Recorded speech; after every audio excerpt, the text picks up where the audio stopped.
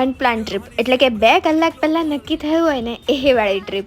ગામમાં સાંભળ્યું કે દિવાળીના વેકેશનમાં છે ને ઉદયપુરમાં ઘણી બધી ભીડ છે, તો પણ હું ચાલી આવી ઉદયપુર નફ્ફટ થઈ. હવે આ ગનગોર ઘાટ છે, ખાલી ટિકિટ બુક થઈ જવી જોઈએ. કોણે કીધું કે ઉદયપુર સુંદર નથી? બસ ખાલી તડકામાં નહીં જોવાનું અને પબ્લિક હોય ને ત્યારે નહીં જોવાનું. પછી શું, ગુજરાતી એટલે સસ્તું જ શોધીએ. 2 વ્હીલર પર નીકળી ગયા અને ત્યાર પછી અમે લોકોએ લઈ લીધી હોસ્ટેલ.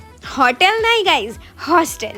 આઈ એમ રેડી. કોમેન્ટ સેક્શનમાં જણાવજો, બધું સારું સારું જ લખજો. હા પ્લીઝ, કોમેન્ટ તો તમે કરતા જ નથી, કરજો. બસ વિડીયો બની ગયો અને ત્યાર પછી હું એટલી નફ્ફટ છું ને, મને કમ્ફર્ટેબલ કપડાં જ પહેરવા જોઈએ.